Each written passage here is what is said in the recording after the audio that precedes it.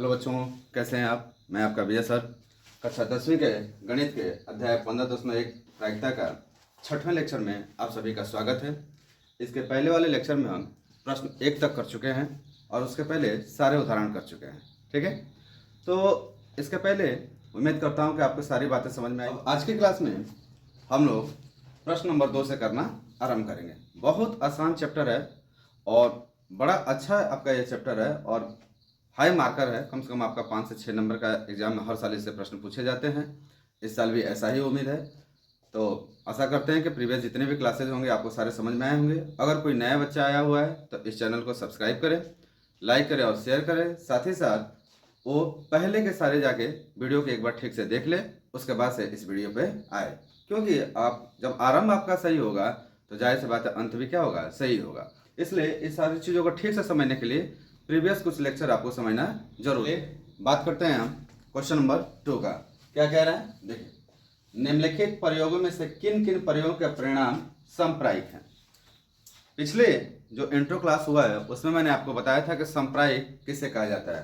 कहा जाता है कि किसी प्रयोग में यदि सारी घटनाएं संभव हैं या किसी भी घटना के आने की संभावना एक एक बार है तो वो सब के सब क्या होते हैं, समप्रायिक होते हैं। जैसे मान लीजिए हमने कहा कि एक सिक्के को उछाला गया, सिक्के को उछालने से क्या प्राप्त होता है, हेड प्राप्त होता है या क्या प्राप्त होता है, टेल प्राप्त होता है।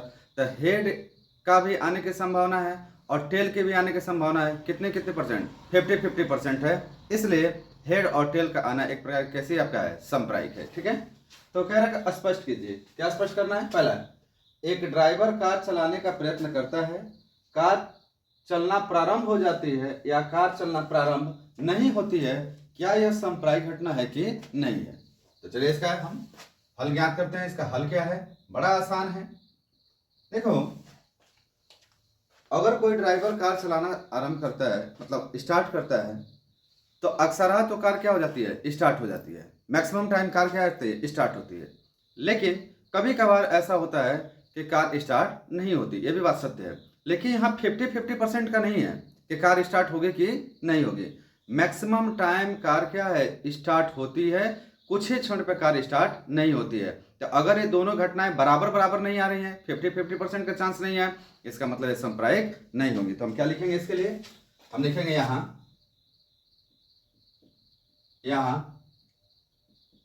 कार चलना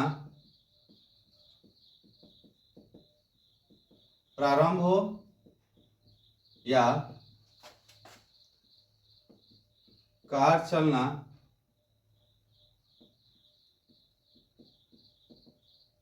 प्रारंभ न हो,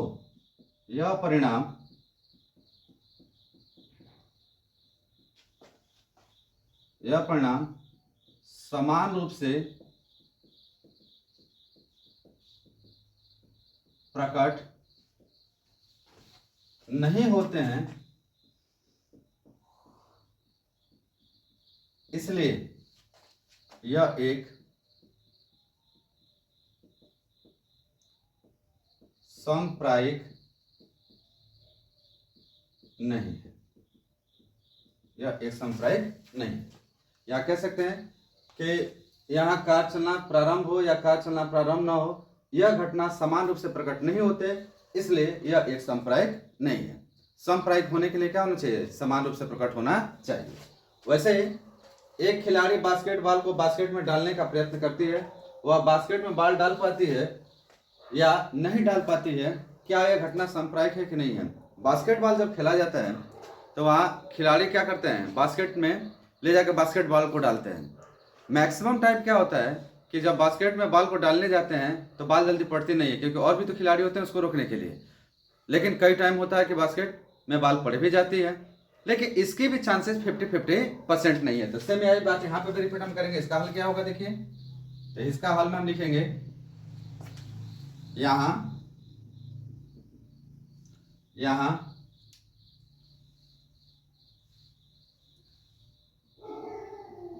बास्केट में बॉल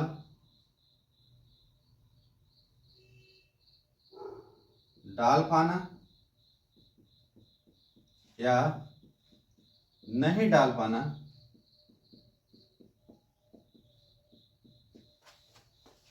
यह परिणाम समान रूप से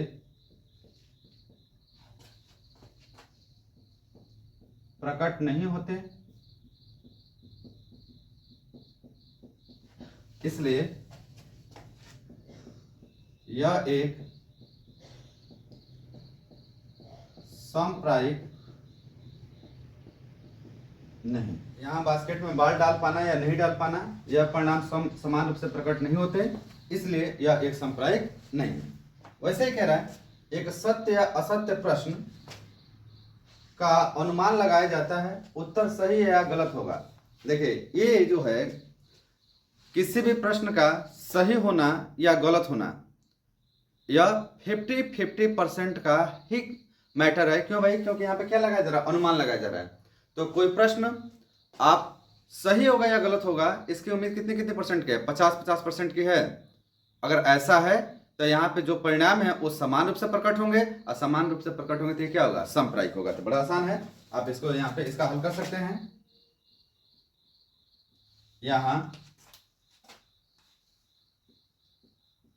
यहाँ उत्तर सही है या गलत है,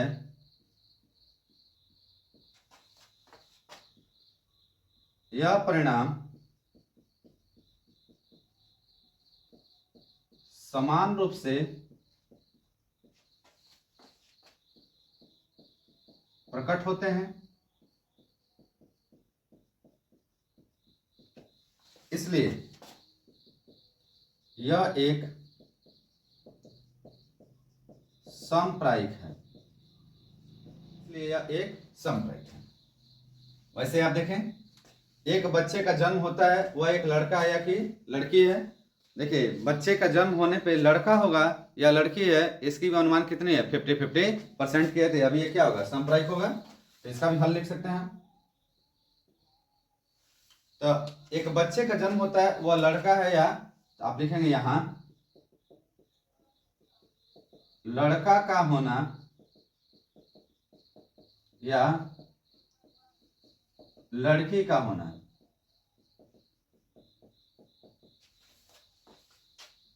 यह परिणाम समान रूप से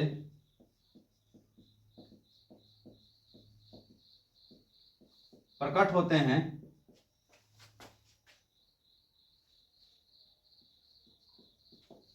इसलिए यह एक सांप्रायिक है।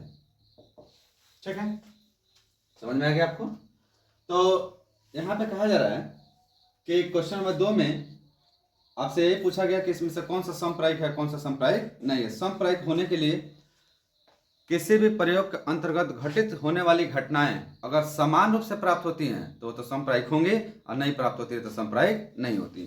जैसे पहले में कहा गया, कार का चलना प्रारंभ होना या न होना, या अधिकतम मात्रा में कार चली जाती है, बनाया तो उसी के लिए गया है ना, इलेक्ट्रॉनिक मटेरियल है वो, बनाया उसी लिए गया है, उसका चलना ही कार्य है। तो मैक्सिमम टाइम तो कार क्या हो जाती है? चल जाती नहीं। कभी कभार ऐसा होता है कि कार जल्दी चलती नहीं है। तो यहाँ अगर दोनों घटनाओं को देखोगे तो इस प्रयोग में समान रूप से प्राप्त नहीं होंगे, इसलिए सांप्रायिक नहीं होगा। उसी प्रकार से बास्केटबॉल में बास्केट का डालना, यह भी एक समान रूप से प्राप्त नहीं होता है, इसलिए हम कहते हैं कि यह भी घटना जो है सांप्रायिक नहीं है। लेकिन उत्तर का सही होना या गलत होना, या लड़के का जन्म लेना या लड़की का जन्म लेना, यह सब के सब घटना जो है कैसे हैं? एक समान रूप से प्राप्त होती है। एक समान रूप से मतलब यहाँ पे 50-50% के चांसेस हैं, इसलिए हम कहते हैं कि यह आपके कैसे है? एक प्रकार का सांप्रायिक है। तो मेरे ख्याल से आपको ये समझ में आ गया होगा। अगर आपको ये सारे प्रश्न समझ में आ गए हो तो फिर आप इसे नोट करें। फिर हम मिलते हैं क्वेश्चन नंबर 3। तो क्वेश्चन 2 के बाद से अब हम बात करते हैं क्वेश्चन नंबर 3 की। कह रहे हैं, फुटबॉल के खेल को प्रारंभ करते समय यह निर्णय लेने के लिए कि कौन सी टीम पहले बॉल लेगी, इसके लिए सिक्का उछलना एक न्याय संगत विधि क्यों माना जाता है? जैसे मान लीजिए कि यह एक फुटबॉल है और एक टीम का खिलाड़ी यहाँ पे है या कैप्टन यहाँ पे है, एक टीम का कैप्टन यहाँ पे है अब ये चाह रहे हैं बाल लेना, या कोई खिलाड़ी है चाह रहा बाल लेना, तो कौन पहले बाल, फुटबॉल आरंभ होने वाला है तो बाल कौन पहले लेगा भाई? तो इसके लिए कहीं ना कहीं क्या करना होता है, टॉस करना होता है। और टॉस आपने अक्सर देखा हो किससे होता है, सिक्के से होता है। क्यों सिक्के से होता है? देखो, अगर एक सिक्के को मान लो कि यह 1 रुपए का सिक्का है, एक सिक्कों के तुम अगर उछालते हो तो सिक्के पे या तो हेड आएगा या तो क्या आएगा, टेल। हेड मतलब या तो चित आएगा या तो हमारा क्या आएगा, पट आएगा। बस समझ में रहे हैं? तो सिक्का उछालने पर चित या पट का आना, यह एक प्रकार से, या चित या पट का प्रकट होना, यह एक प्रकार का क्या है, समान परिणाम है, या यहाँ पे समान रूप से परिणाम प्रकट होते हैं, इसलिए यह परिणाम क्या होंगे, संप्रायिक होंगे। और जब परिणाम संप्रायिक होंगे तो हम कहेंगे कि कहीं ना कहीं यह क्या है, सिक्के का उछालना क्या है, एक न्याय संगत विधि है। तो बस बड़ा आसान है, बस इसका हम हल लिखते हैं। और हल में हम क्या लिखेंगे, देखो ये बहुत आसान है। आप लिखोगे सिक्के का उछालना, सॉरी, सिक्के को उछालने पर चित या पट समान रूप से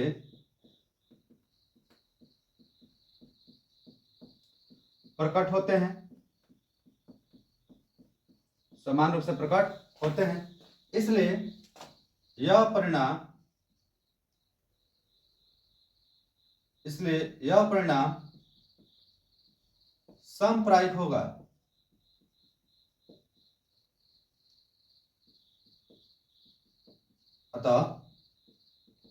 अतः सिक्के का उछालना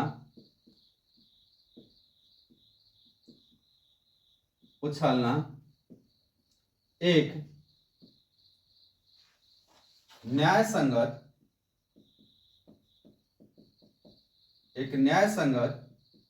विधि मानी जा सकती है या मानी जाती है। आगे बात समझ में? यहाँ पे तीसरा कोई चांस नहीं है, या तो हेड आएगा या तो क्या आएगा, टेल। और ये दोनों के आने की संभावना कितनी है, 50-50% की है। तो हेड आएगा या तो टेल आएगा। इसके आधार पे हम कहते हैं कि यह सबसे बेहतर विधि है सिक्के का उछालना, क्योंकि इसमें तीसरी कोई घटना घटने की संभावना नहीं बनती। या तो हेड आएगा या तो क्या आएगा, टेल आएगा। और हेड या टेल एक समान रूप से प्रकट होते हैं, इसलिए घटना कैसी होगी, संप्रायिक होगी। और जब संप्रायिक होगी तो यह कहीं ना कहीं क्या होगी, न्याय संगत भी होगी। तो मान लेते हैं कि फुटबॉल के खेल में खेल प्रारंभ करने के लिए सिक्के का उछालना कैसा होता है, न्याय संगत होता है। तो मेरे ख्याल से आपको समझ में आया होगा। अब अगर ये आपको समझ में आया हो तो चलिए करते हैं प्रश्न नंबर 4 को। अब प्रश्न नंबर 4 क्या कह रहा है, देखिए बहुत आसान प्रश्न है, एमसीक्यू में अक्सर आप पूछा जाता है, बहुत महत्वपूर्ण भी है। क्या है देखो, कह रहा निम्नलिखित में से कौन सी संख्या किसी घटना की प्रायिकता नहीं हो सकती। अब मैं आपको बताया था बेसिक के क्लास में जो इसका चला है, इंट्रो क्लास चला है, उसमें बताया गया है कि किसी घटना की प्रायिकता कहां से कहां तक होती है। तो आप जानते हो कि किसी घटना ए की प्रायिकता 0 से बड़ी या 0 के बराबर और सदैव ही 1 के बराबर या 1 से क्या होती है, छोटी होती है। अब 0 से बड़ी है तो 0 से बड़ी और 1 से छोटी, मतलब 0 से लेकर कहां के बीच में होगा, 1 के बीच में प्राप्त होगा। इसमें कोई भी ऋणात्मक वाला आपका नहीं आएगा, जो माइनस में मान आएंगे वो नहीं आएंगे। 0 से ज्यादा होगा और 1 से छोटा होगा, या 0 के बराबर होगा या 1 के क्या होगा, बराबर, उससे ना तो ज्यादा ना उससे कम। तो देखो कितना आसान है, 2/3 को अगर हम 3 से 2 में भाग दें, ऐसे तो हम भाग दे के बता रहे हैं आपको, आप हाई स्कूल में हैं, बड़े क्लास में हैं, इतना ज्यादा भाग करने की जरूरत है नहीं, आपको समझ में आनी चाहिए कि अगर हर बड़ा है और आपका अंश छोटा है तो भाग दोगे तो इसका आंसर 1 से छोटा आएगा, लेकिन 0 से क्या आएगा, ज्यादा। मैं करके दिखाता हूं, 3 से 2 में भाग दोगे यहाँ पे तो दशमलव लगेगा, 20 होगा, 3 6 के 18 होगा, 3 6 के 18 होगा, 3 6 के 18, ऐसे ही बढ़ता जाएगा। अब देखो ये मान 0 से बड़ा है और 1 से क्या है, छोटा है। तो एक क्या क्वेश्चन क्या पूछा है, क्या प्रायिकता नहीं हो सकती। भैया ये तो प्रायिकता होगी, ये तो किसी घटना की प्रायिकता होगी ना, इसलिए हम इसको नहीं ले सकते। 15% का क्या मतलब है भाई, इसका मतलब होता है 15/100, भाग देंगे तो कितना आएगा, 0.15। 0.7 आपका दे ही रहा है। अब देखो 0.7 भी आपका 0 से बड़ा है, 0.15 भी 0 से बड़ा है, 0.666 भी 0 से बड़ा है और 1 से सब क्या है, छोटे हैं। लेकिन यह जो मान है -1.5, यह 0 से क्या हो रहा है, छोटा हो रहा है। अर्थात किसी भी घटना की प्रायिकता 0 से छोटी नहीं हो सकती, इसलिए इसका आंसर क्या होगा आपका, यह होगा -1.5। समझ में आ गया आपको? ये बड़ा आसान सा है, आप इस फार्मूले के आधार पर इस चीज को क्या कर सकते हैं, समझ सकते हैं। तो किसी घटना की प्रायिकता 0 के बराबर या 0 से बड़ी हो सकती है, 1 के बराबर या 1 से क्या हो सकती है, छोटी हो सकती है, लेकिन मान कभी ऋणात्मक नहीं हो सकती। वैसे ही जब एक क्वेश्चन अगर समझ में आ गया है तो आप इसको नोट कर लें। फिर हम बढ़ते हैं क्वेश्चन नंबर 5 की तरफ। क्वेश्चन नंबर 5 क्या कह रहा है, ये देखो क्वेश्चन नंबर 5 बहुत आसान है और कई बार यह 1 नंबर में प्रश्न पूछ दिया जाता है, महत्वपूर्ण भी है बहुत ज्यादा। तो देखिए क्वेश्चन क्या कह रहा है, कह रहा है कि यदि PE बराबर 0.05, सॉल्यूशन में लिखते हैं क्या दिया है, इसका सॉल्यूशन अगर निकालें तो एक घटना है E, तो घटना E की प्रायिकता इन्होंने दे रखा है कितना, 0.05, ये हमारा दिया है, ठीक है, इतना दे दिया। अब कह रहा है कि घटना E नहीं होने की प्रायिकता निकालिए, मतलब आपको मान निकालना है घटना E नहीं की, इसकी प्रायिकता निकालनी है, कितना होगा। अगर आपको याद हो तो इंट्रो क्लास में आपको पढ़ाया गया है पूरा घटना में कहा गया था किसी घटना की होने की और उसी घटना की नहीं होने की दोनों की प्रायिकताओं का योग सदैव किसके बराबर होता है, 1 के बराबर होता है। तो बस वही चीज यहाँ पे है। देखो एक घटना ई हो रही है, घटित हो रही है, और यही घटित नहीं हो रही है, तो ये दोनों एक दूसरे के क्या कहलाएंगे, पूरक कहलाएंगे। हम यहाँ पे लिखेंगे कि चूंकि घटना ई तथा घटना ई नहीं एक दूसरे के पूरक घटना है, इसलिए घटना ई की प्रायिकता तथा घटना ई की नहीं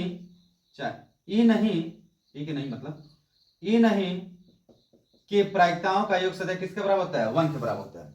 अगर ऐसा है तो हमारा ई नहीं की प्रायिकता कितनी आ जाएगी, दिया आ जाएगी 1 माइनस आपका घटना ई, और यह मान कितना आ जाएगा आपका, तो 1 माइनस कितना दिया 0.05, घटाओगे तो आपका आंसर यहाँ पे आ जाएगा घटना ई नहीं, इसकी प्रायिकता निकल के आ जाएगी कितना 0.95। आगे बात समझ में, तो यहाँ पे घटना ई नहीं की जो प्रायिकता निकल के आ जाएगी वो हमारा आ जाएगा 0.95 ई के 0.95 के बराबर, और यही हमारा क्या हो जाएगा बच्चा, आंसर हो जाएगा। तो उम्मीद करता हूँ आपको ये सब समझ में आ रहा होगा। अगर आपको समझ में आ रहा है तो आप इस चैनल को अधिक मात्रा में शेयर करें और आप अपने यूपी बोर्ड के विद्यार्थियों को अधिक से अधिक मात्रा में इससे जोड़ें। साथ में यार अगर क्लास में मज़ा आ रहा है तो थोड़ा लाइक दबा दिया करो, आखिर उसमें क्या जाता है आपका, वो लाइक आप दबाते हैं तो थोड़ा सा हम लोग को क्या होता है, कहीं ना कहीं एक ऊर्जा मिलती है और अच्छे से इसको बढ़ाया जाए और अच्छे से बड़ा आपको नए नए लेक्चर आपको दिए जाएं, इसके सामने रखे जाएं, जिससे आप अच्छे से इसकी जानकारी प्राप्त कर सकें। साथ ही में अपने दोस्तों को जरूर जोड़ें, इससे अधिक से अधिक मात्रा में इसको शेयर करें। क्लास 10th के जो बच्चे हैं उनसे थोड़ी कुछ और बात करनी है हमको। जैसा मान लीजिए अभी हम कम्युनिटी में हम लोग कुछ मैटर डालते हैं, मैं बार बार इस चीज़ पे जोर दे रहा हूँ कि कम्युनिटी पे जाइए, कम्युनिटी पे चेक करिए। अगर आप ध्यान से जाएंगे ना तो देखिएगा यह क्वेश्चन कम्युनिटी में पूछा गया है, आप कम्युनिटी पे जाते नहीं, वहाँ समझते नहीं। मैं आपसे बार बार कह रहा हूँ कि MCQ के लिए कम्युनिटी आपका सबसे बेस्ट ऑप्शन है। हर चैप्टर का MCQ आपका कम्युनिटी में देते रहेंगे हम लोग, साथ में अलग से भी देंगे, लेकिन फिलहाल आपकी तैयारी के लिए हम लोग कम्युनिटी में उसको बार बार डालते हैं। कम्युनिटी टाइम में आप जाइए, ये सारे प्रश्न आपको वहाँ मिलेंगे। अगर आपको वहाँ से समझ में नहीं आया हो तो आप यहाँ से देख सकते हैं और फिर उसके आंसर को क्या कर सकते हैं, जज कर सकते हैं। तो मेरे ख्याल से ये सारी चीज़ें आपको बहुत अच्छे समझ में आई होगी। अगर समझ में आए तो 10-5 सेकंड का समय लीजिए, आप इसे नोट करिए, फिर हम बढ़ते हैं अगले प्रश्न की तरफ। क्वेश्चन 5 हो जाने के बाद से क्वेश्चन नंबर 6 कह रहे एक थैले में केवल नींबू की महक वाली मीठी गोलियां हैं। मान लीजिए बेटा ये कोई एक थैला है और इस थैले में केवल नींबू की महक वाली कुछ गोलियां हैं। ठीक है, कैसी महक है इसकी? इसकी महक जो है वो नींबू की है। ठीक, मालिनी बिना थैले में झांके, एक मालिनी नाम की लड़की है, वो थैले में बिना देखे हुए उसमें से एक गोली निकालती है। इसकी क्या प्रायिकता है कि वह निकाली गई गोली संतरे की महक वाली हो? अरे भाई, इसमें सब रखे हो तुम नींबू का, और ये कह रहा है कि संतरे का निकाले, संतरे की महक वाले निकाले। तो क्या इसमें संतरे की महक वाली एक भी गोली होगी क्या? तो अगर संतरे की महक वाली गोली नहीं होगी तो फिर यह घटना कैसे घटेगी? तो यह एक प्रकार की क्या होगी? असंभव घटना होगी। कारण क्या है? कारण यह है कि थैले में सब के सब नींबू के महक वाली क्या है? गोलियां हैं। और असंभव घटनाओं की प्रायिकता सदैव कितने के बराबर होती है? 0 के बराबर होती है। ये बात आप जानते हैं। दूसरा, नींबू की महक वाली हो, तो नींबू की तो महक वाली है ही है भाई। अब इसमें से कोई भी वो निकाल सकती है। तो नींबू के महक वाली में से नींबू की गोली निकालने की जो संभावनाएं होंगी वो सदैव क्या होगी? एक प्रकार की निश्चित घटना को क्या करेगी? प्रदर्शित करेगी, और वह सदैव घटित होगी, क्योंकि नींबू की तो गोली निकलेगी। अनिश्चित घटनाओं की प्रायिकता क्या होती है? वह 1 के बराबर। देखो कितना आसान है। आप इसका सॉल्यूशन करें। सॉल्यूशन में क्या लिखोगे? हम इसका सॉल्यूशन कर रहे हैं यहाँ पे, और सॉल्यूशन में हम पहला ले रहे हैं। अब पहला हम लिख रहे हैं, ध्यान से देख लीजिएगा। पहला हम लिख रहे हैं कि चूंकि थैले में केवल नींबू की महक वाली गोलियां हैं, अतः संतरे की गोली का निकालना एक असंभव घटना है।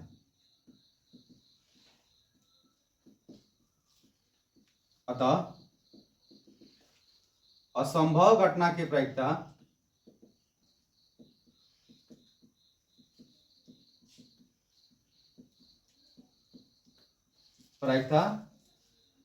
सदैव 0 होता है। ये आप अच्छे जानते हैं। तो ये तो हमारा हो गया पहले का जवाब। अब हम बात करते हैं दूसरे की। सेम ये चीज दूसरे में लिखेंगे। क्या लिखोगे आप? कहोगे चूंकि थैले में सब के सब नींबू की महक वाली गोलियां हैं, अतः नींबू की गोली का निकालना एक निश्चित घटना है। एक निश्चित घटना है, इसलिए निश्चित घटनाओं की प्रायिकता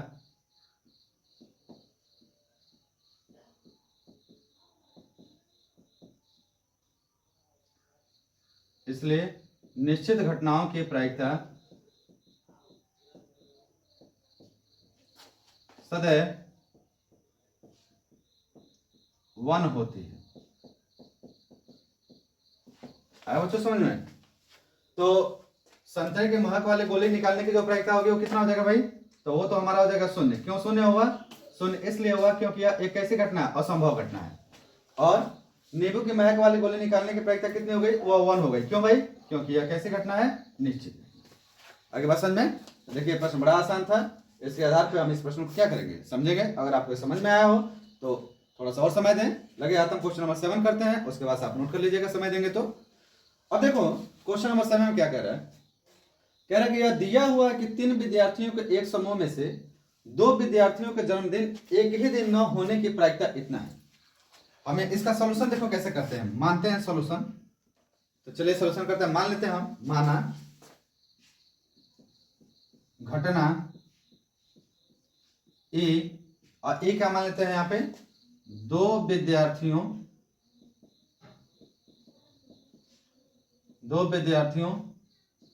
के जन्मदिन एक ही दिन न होना। ठीक, साथ में एक और मान लेते हैं, घटना ई बार, और ई बार में क्या मान लेते हैं, दो विद्यार्थियों के जन्मदिन एक ही दिन होना। ठीक, दिया क्या सर, तो आपको दिया है देयरफॉर घटना ई की प्रायिकता दिया है। घटना ई क्या है, तो दो विद्यार्थियों का जन्मदिन एक दिन ना होना, इसकी प्रायिकता दिया कितना, 0.992।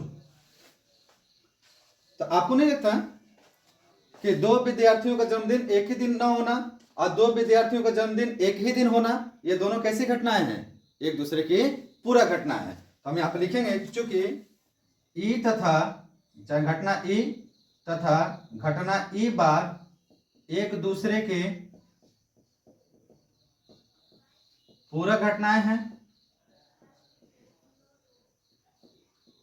पूरा घटनाएं हैं, इसलिए घटना ए की प्रायिकता प्लस घटना ई बार की प्रायिकता, इसका मान कितना होता है, 1 होता है।